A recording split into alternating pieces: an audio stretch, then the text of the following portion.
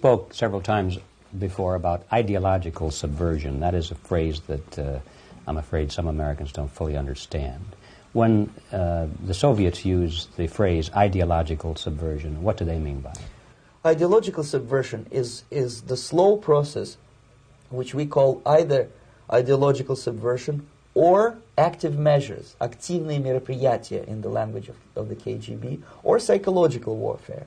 What it basically means is to change the perception of reality of every American to such an extent that despite of the abundance of information, no one is able to come to sensible conclusions in the interests of defending themselves, their families, their community, and their country. It's a great brainwashing process which goes very slow, and it's divided in four basic stages. The first one being demoralization. It takes from 15 to 20 years to demoralize a nation. Why that many years?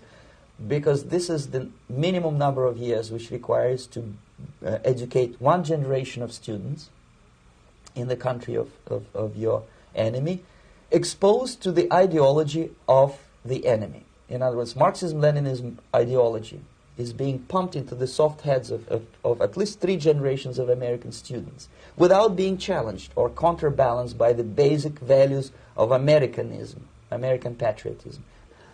The demoralization process in the United States is basically completed already. For the last 25 years, actually it's overfulfilled, because demoralization now reaches such areas where previously not even Comrade Andropov and all his experts would even dream of such a tremendous success. Most of it is done by Americans to Americans, thanks to lack of moral standards. As I mentioned before, exposure to true information does not matter anymore. A person who was demoralized is unable to assess true information. The facts tell nothing to him.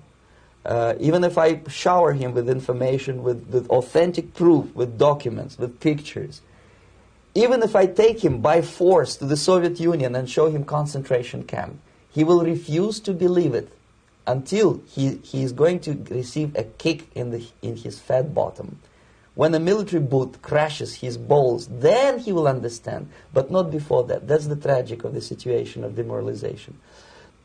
The next stage is destabilization. This time, subverter does not care about your ideas and the patterns of your consumption. Whether you eat junk food and get fat and flabby, doesn't matter anymore.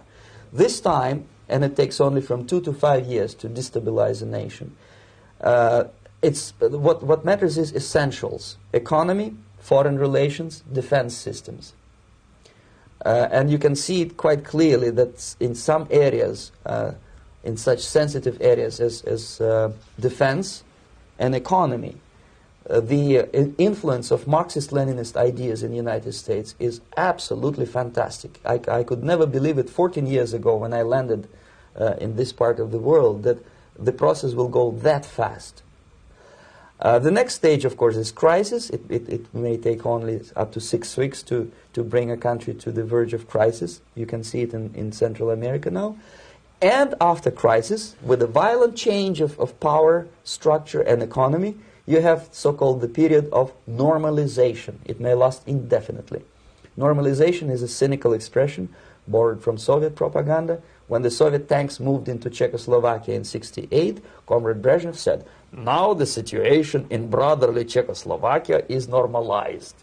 This is what will happen in the United States if you allow all these schmucks to bring the country to crisis, to promise people all kind of goodies and the paradise on earth, to destabilize your economy, to eliminate the principle of free market competition, and to put a big brother government in Washington, D.C., with benevolent dictators like Walter Mondale, who will promise lots of things, never mind whether the promises are fulfillable or not.